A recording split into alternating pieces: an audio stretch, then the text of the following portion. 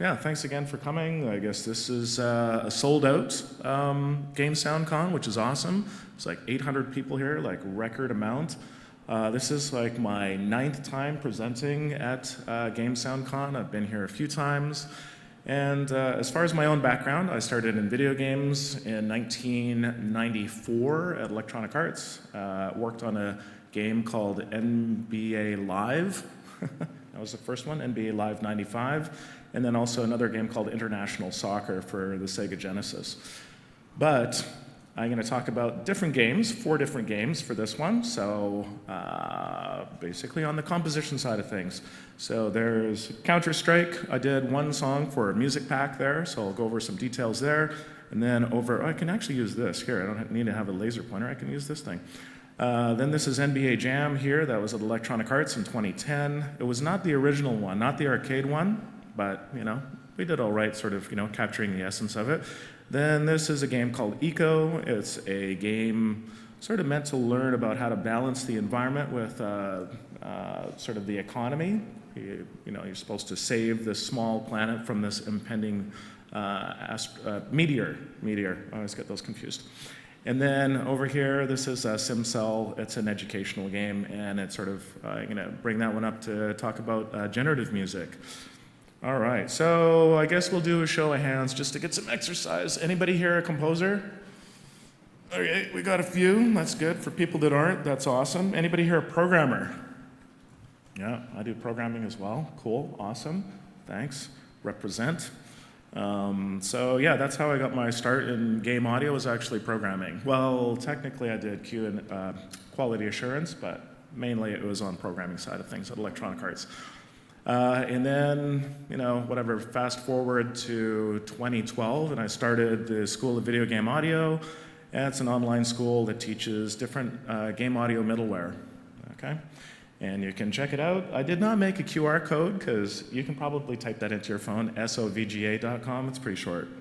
Okay, so let's get started. With interactive music, I like to call it interactive music because I like the idea that the music can also influence the game. So the main thing is that you're doing a real-time underscoring of the events in the game. And you want to really just support all the drama, and the emotion, and the story of the game with music. Same as you would for film or other linear media. Sometimes it's easy to get kind of confused with some of the technical stuff. Like over here, we've got the game, which is great. And then we've got the audio middleware. This happens to be Wise.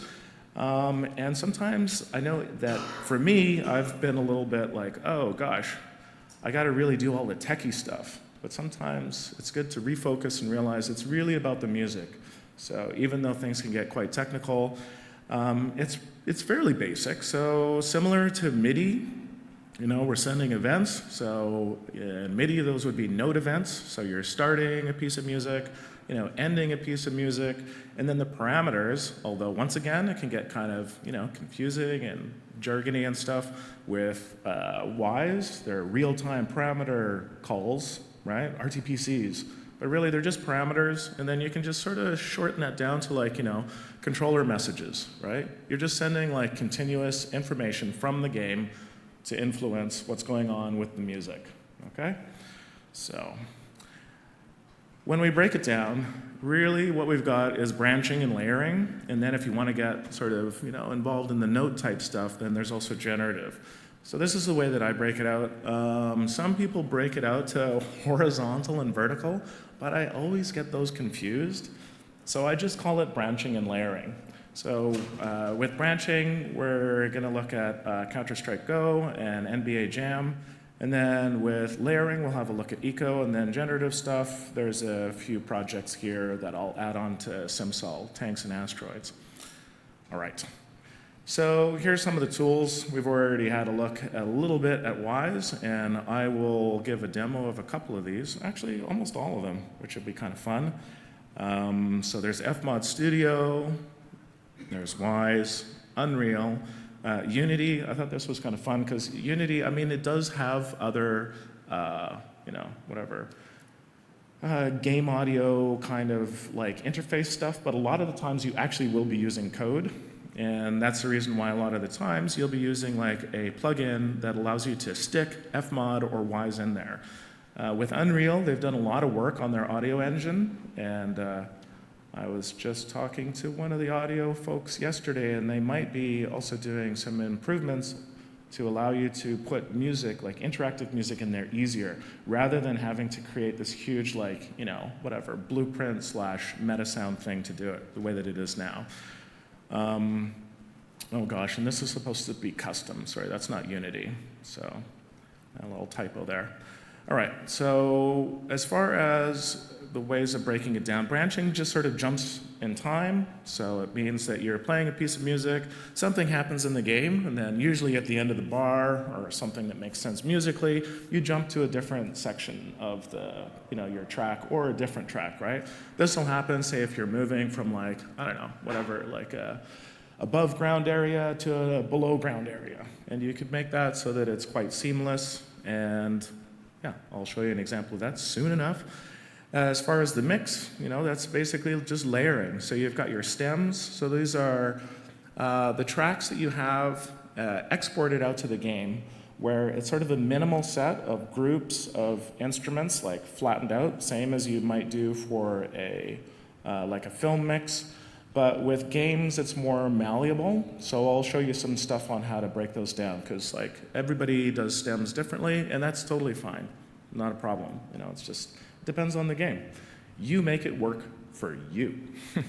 So, and then the last one here is getting down to the note level and effects and timbres and stuff like that. Then we do generative stuff. And I gave a little example of a program I use called Pure Data that is not actually used a lot in games.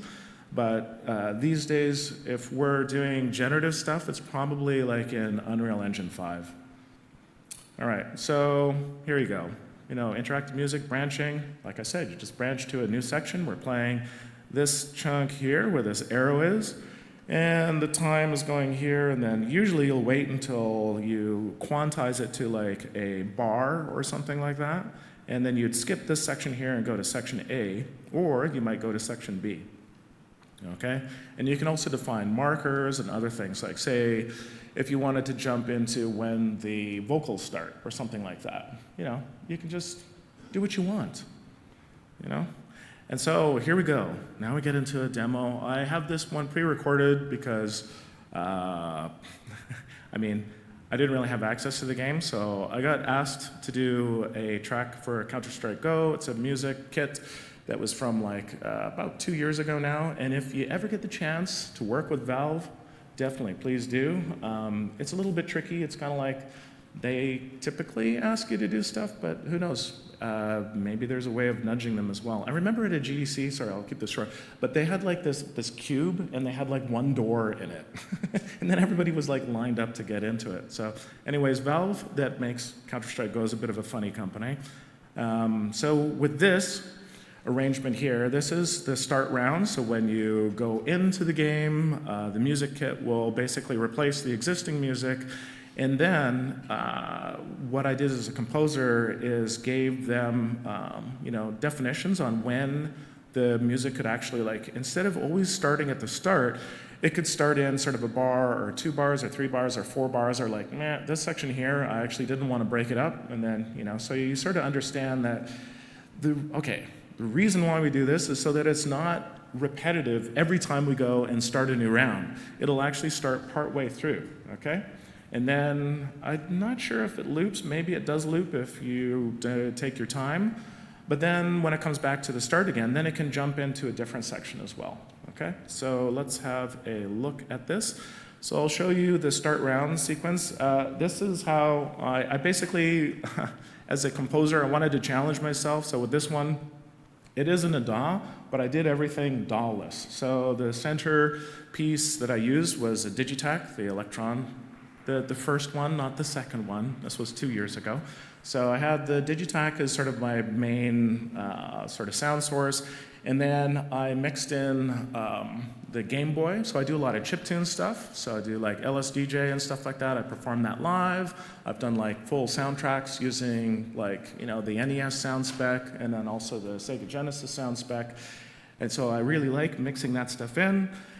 And then I also wanted to use synthesizers, so I really like the TD3. If anybody likes acid, does anybody like acid out there? Acid house? Yes, maybe? Okay, all right.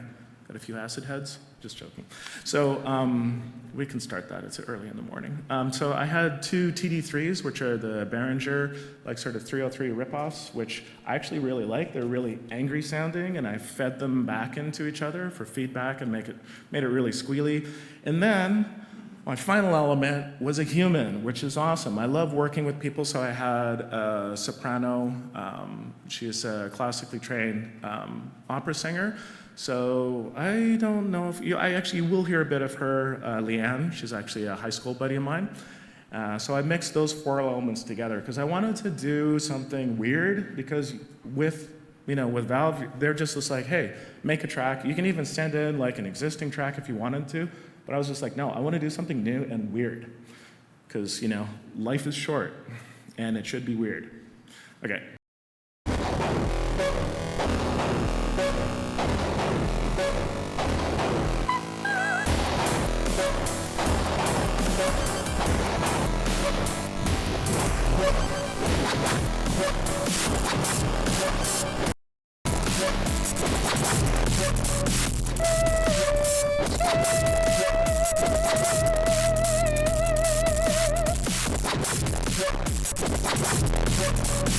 So hopefully you could hear the elements there, and like I say, you could jump into any spot where one of these little red markers was, okay? All right, and then the next one that I'll show, this is the 10-second, well, it's a 40-second timer for the bomb. So this is the way that the music is in the game. So the music starts, let's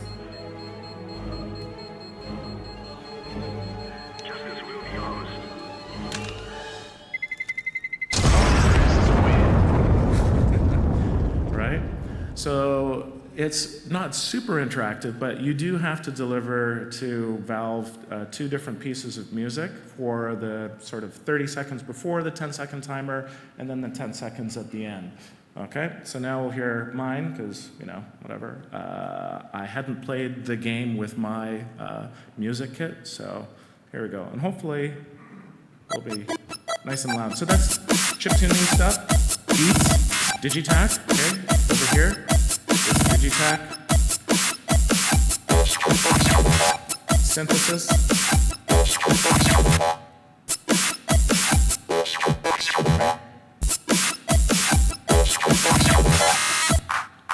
claps, all right, and those are the beats, lots of beats,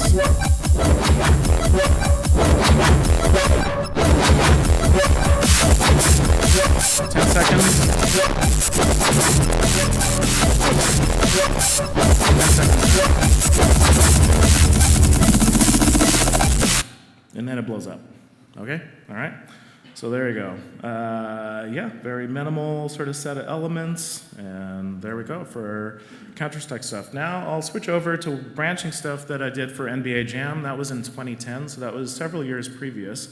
This is using a tool called Pathfinder at Electronic Arts. They don't use it anymore. It's an antiquated tool. In fact, when I worked on NBA Jam, it was so old that I kind of like had to dust off the software and be like, no, I still want to use this. It's got like great functionality to it. Like it allows you to do scripting and allows you to just like work very fluid, like really fast.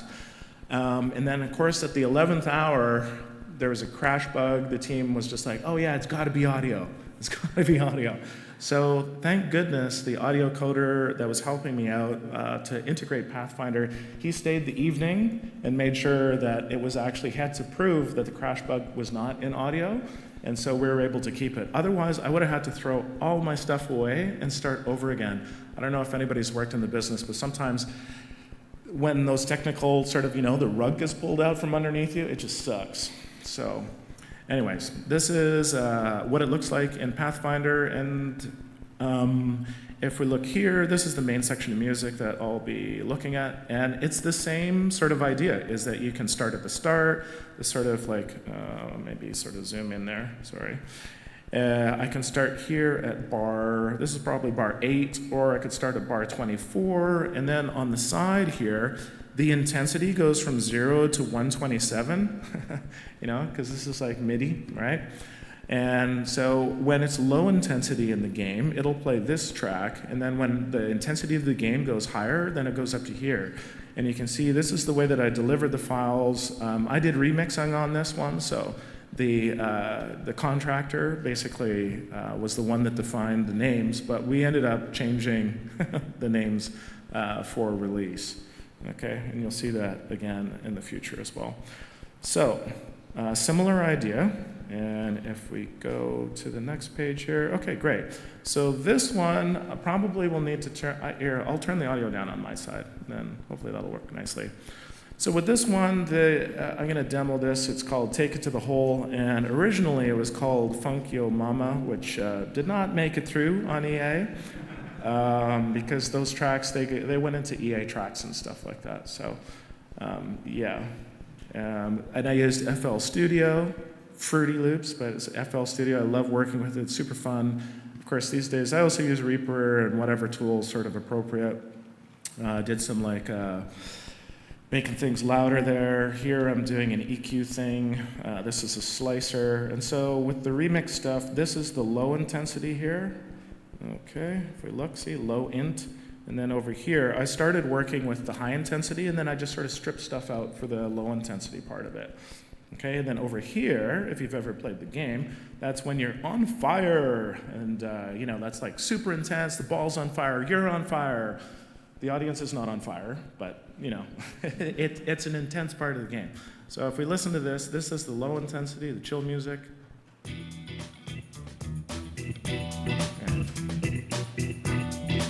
Alright, so funky stuff, good for basketball.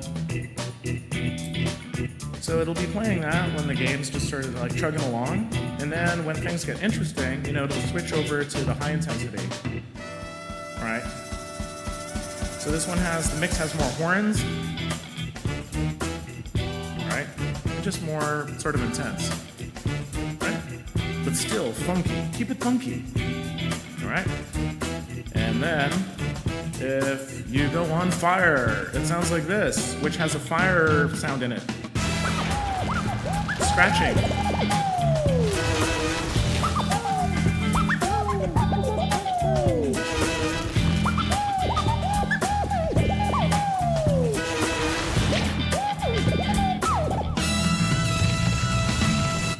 Right, so there's one track. This one here is called Glitchy and Grimy. This one was reused for the On Fire edition. So the low intensity sounds like this. Okay, it's all sort of, big drums and stuff like that. As you can see from my remix, I didn't need to do a lot to this on the track side of things. So it sounds like that. And then you can see this little guy here, the DB Glitch plugin in the corner. That was kind of popular back in the day.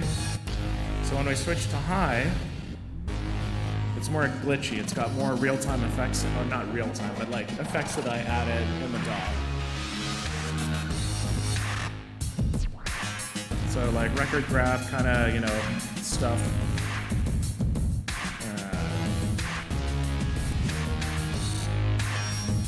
Beat repeat stuff. And these are things that nowadays you could do live, right? And then if it goes on fire, it sounds like this. So that's over here. There's little fire effects in there. All right, and this one I'll just quickly show. This was done originally, I think, for NBA Street, and then we remixed it from the Herbalizer.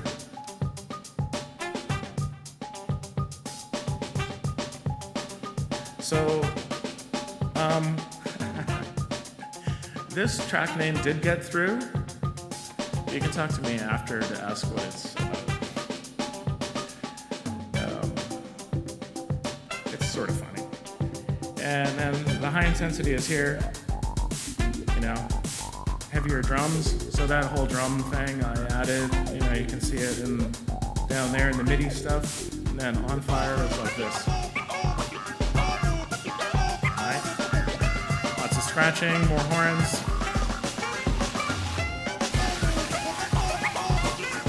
Yeah, so the way that I did this is, of course, I used the DAW, then there was the tool, Pathfinder, and I used scripting to make that happen. And so the scripting here is, like I said off the top, so you get events from the game, and then that will determine how the music stuff plays. And so the cool thing with using Pathfinder is that you can do, let's see here. DeRozan, hold on! Okay, so if you listen to when there's a turnover, there's sort of a record grab, and it stops the music for a bit. It'll be coming up in a sec. And 1 minute to go here in the second. See? You hear it? Okay, cool. So that's another thing too, is that although you can do stuff like technically, a lot of it is kind of like, we all know being audio, that a lot of the time, you want to just support the action. You don't want to be like, oh my gosh, like they just did a record grab, that's crazy. But it really was a thing to try to get it to work so that it like integrated with the game. So if we look here at I don't happen to have a copy of the turnover one, but there is a ball steal event. But this is on fire start, and I'll zoom into this. And this is sort of the way that we did the scripting. So it's kind of like, almost like visual scripting, if you've ever done that. It's like, it just allows you to do very minimal things because, us artists, we might break stuff. So the coders sort of, put the kitty gloves on there and made it so that it was less likely for us to break stuff. But as soon as you're working with variables, you type a variable name in wrong, oh my goodness, fun times. So I want to highlight here that this shows the pitch going from, this is kind of like a PlayStation 2 kind of convention. So that meant that the playback rate was at sort of like 1, like Unity. So you have 48 kilohertz sampling rate, it played back at that.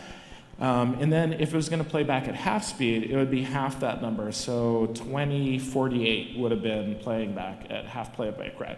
So if I send it to 0, that was the old school way of doing a pause, because you put the playback rate down to 0. And then when you put the playback rate up to, 4096, then it'll start playing from where it left off. So these are things that I don't know if you need to worry about as much these days, but back, in the OS 9 tool times, this was stuff that we got to work with. So let's switch over to doing a little bit of layering stuff here. So, actually, no. I wanted to show, yes, okay. I think I was smart enough about this. So this is Eco. It's a game that's sort of meant for high school students to learn about kind of like the environment and how you can have and it's collaborative. So you work with the team to try to save your little planet from getting, atomized, destroyed by an external threat. So you gotta create eventually lasers that will destroy this, incoming meteor.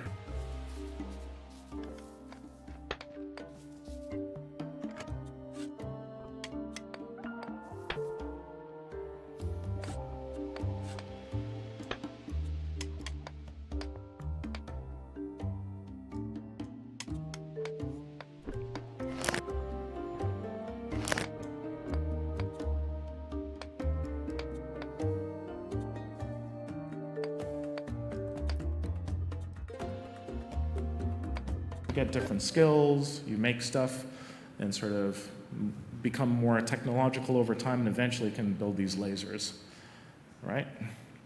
So let's have a look at this in Wise.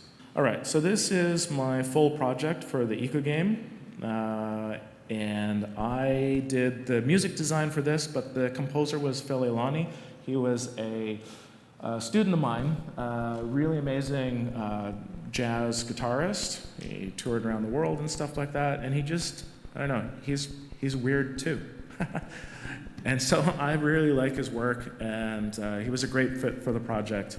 And so hopefully we'll get a soundtrack out eventually. So this, the music really responds to the time of day. So that's what's going on here. This is our time of day, and this is just a parameter. It goes from 0 to 24 hours.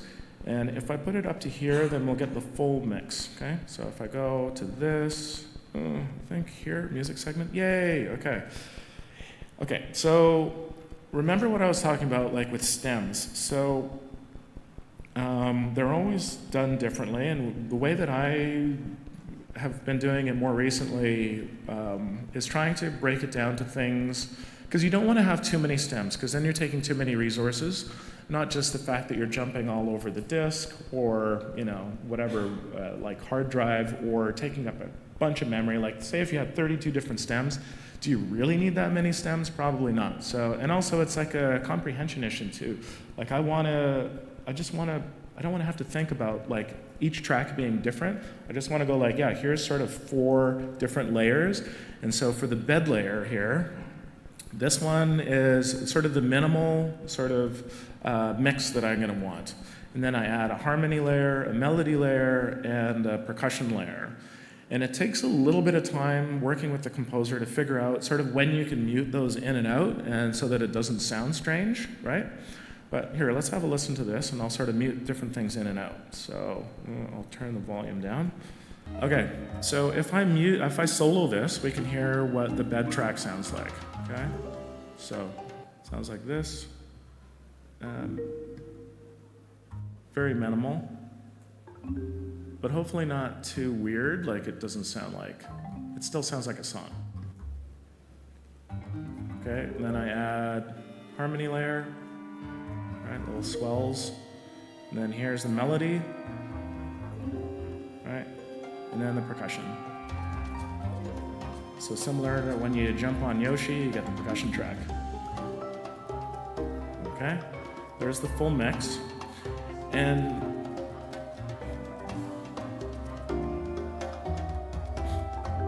yeah, I wanted him to experiment in odd meters, so I had some fun there. And then this little thing here is where the parameter gets controlled by the time of day. So if I go here, it might be a little hard to hear, but that just took out the harmony layer. Okay, and if I move over here, no percussion, right? So that just means that depending on what time of day, you get actually a different mix. And because this parameter is moving very slowly, it'll be very subtle. So yeah, there's little tricks like that you can do like that to sort of extend the, because you're going to be playing this game for a long time, so we wanted to make it so that the music was really malleable.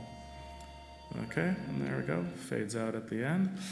All right, let's go back to here. Blam. Okay, so we listen to that, the bed, harmony, melody, drums, listen to some parameter stuff. Okay, and then additional techniques besides branching and layering is that you can put them both together. So you can have a song that like branches to stuff, and then within that branch it can be broken down into layers.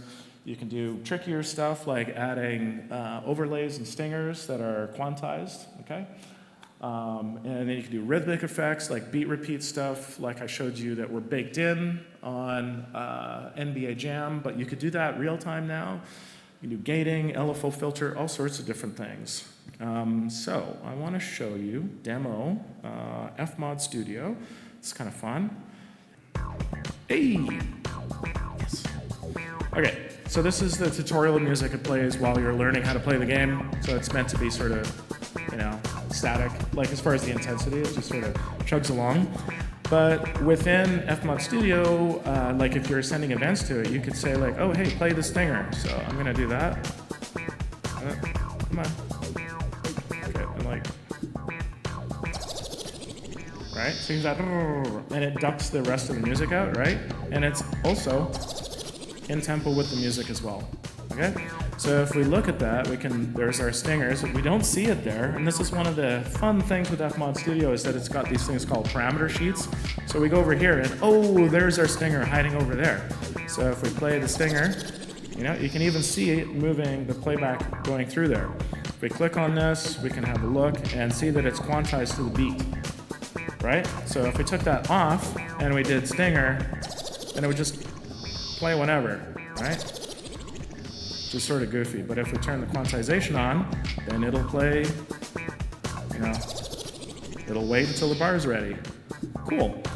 There we can set our tempo, and as far as the reason why things duck out is that we've got a compressor on the main track here, and if we go like, you can see that there is a side chaining happening there that pushes down the music. Cool, hey? All right, so I think that's all I'm gonna be doing with Fmod Studio, as beautiful as it is. All right. So generative stuff, oh my goodness, this is what I really like to do. And with all the changes with meta sounds in UE5, in Unreal Engine 5, there's so many different possibilities. So once again, pure data itself is not really used in video games because it's not really performant. It is open source, so you can, if you wanted to, try and jam it into a game. It is possible. There are some games like Fract that used it. That was like a sort of synthwave, indie game that was put out a while back. And then also they used elements of pure data for Spore. Okay, and so the lead person, Aaron, on the UE5 audio engine was one of the people that was instrumental in integrating PD into Spore. But with this, what I wanted to do was to have the music generative for the game SimCell, but it turned out that the specs were too low for the Android tablet that we're trying to run on. So I had to flatten all the music out, which was unfortunate. But the great thing is that years later I can be like, yeah, but I would have done this amazing thing. It was going to be totally awesome. So here we go. I'll have a listen to my, whatever effort at this point. Okay, here we go. Okay, so with this, there's the sequencer that's making music, the notes, but they're not necessarily triggering notes directly. They're actually producing pitch classes, which produce different sequences. So if I stop talking, you can actually listen to the melody.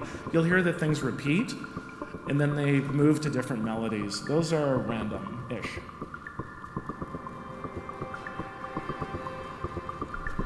The ticking is not me.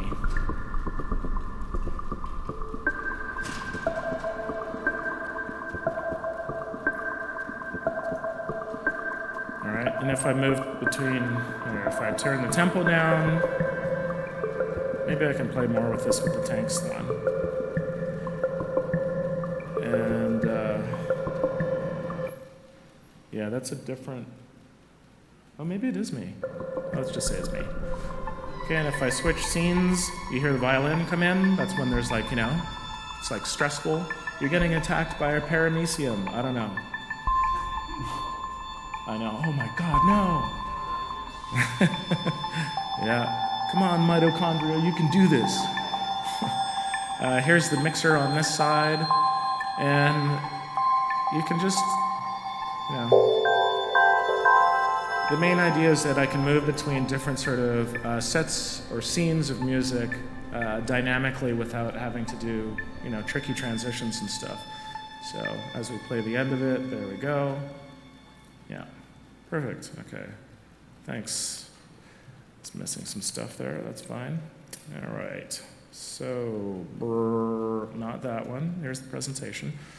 So yeah, I went through different mix stuff. There was effects, you could probably hear. There was down at the bottom here, there was stuff being granulated. I had comb filtering going on. Comb filtering is awesome because you can put noise through it and then you can make it sound like it's pitches. Then I've got different instruments here, So yeah, it just allows the music to be very malleable. This demo is available on the SOVGA website. At the top of it, I've presented this one before at Game SoundCon.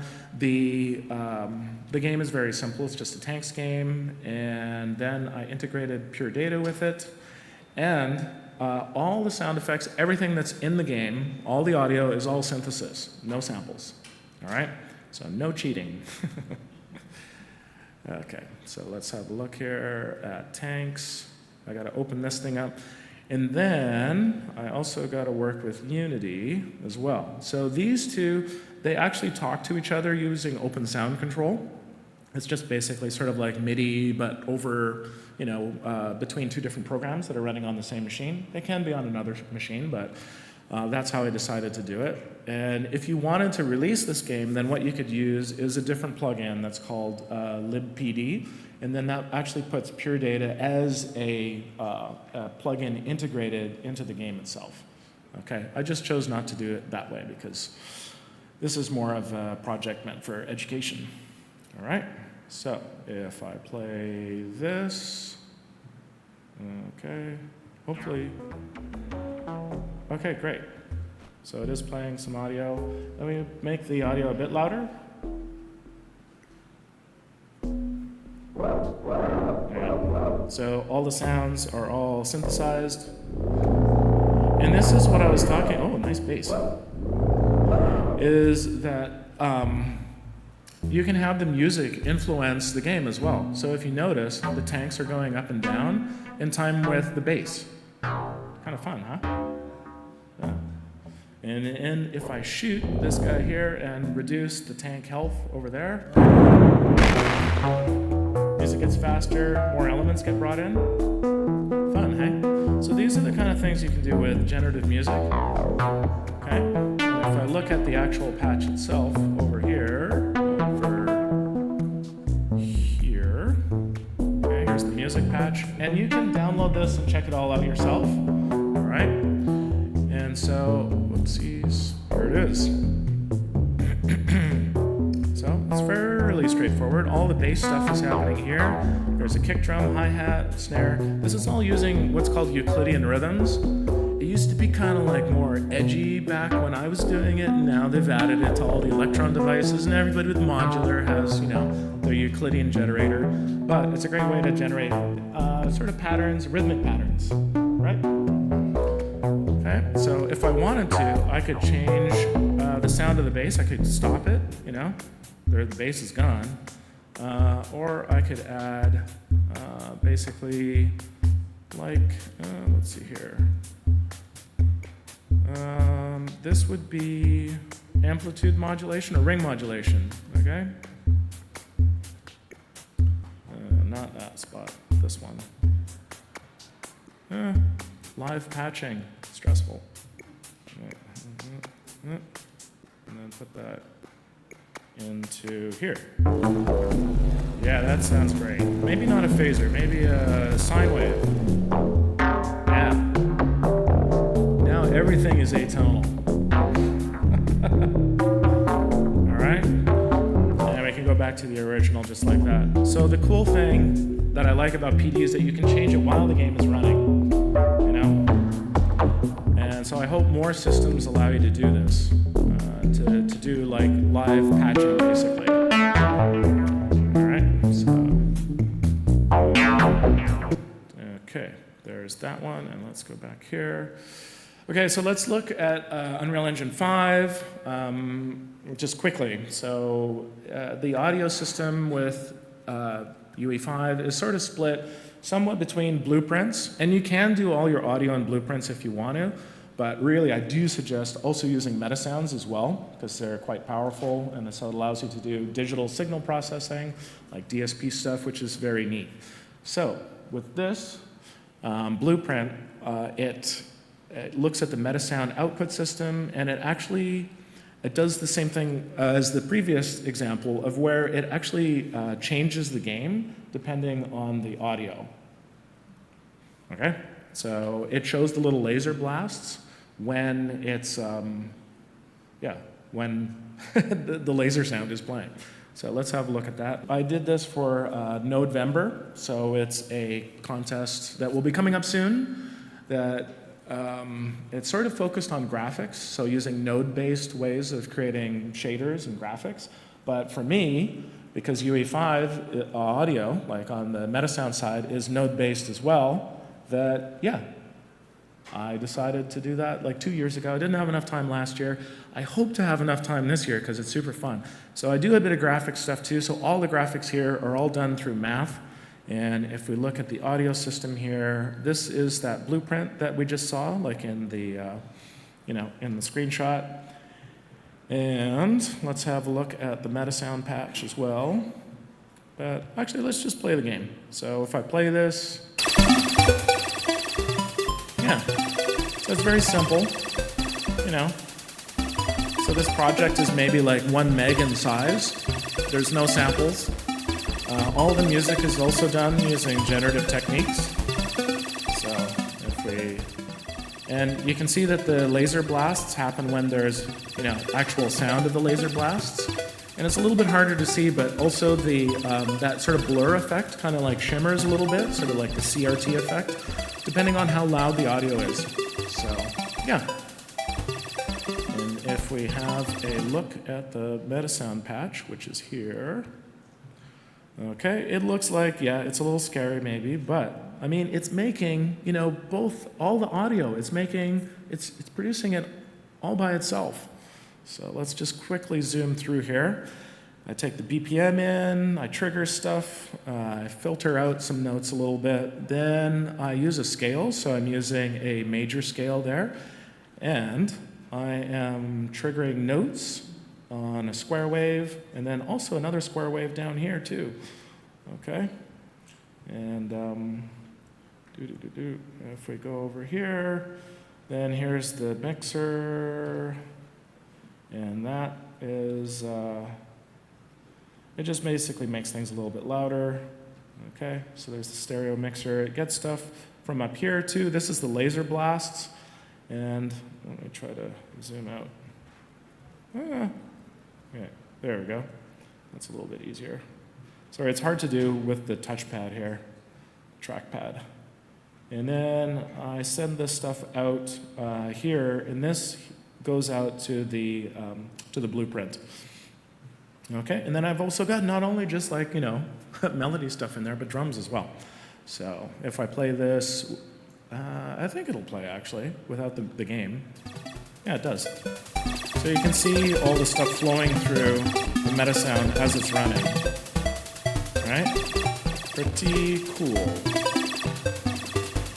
All right, so there we go, and I'll move back to the presentation. There's that. Oh, questions.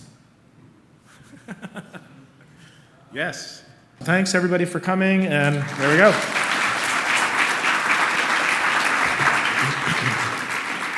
So yeah, you can check out the school there, sovga.com, and then if you want to look at my stuff, then the personal stuff is at the bottom there. So yeah, if anybody wants to chat now or chat later.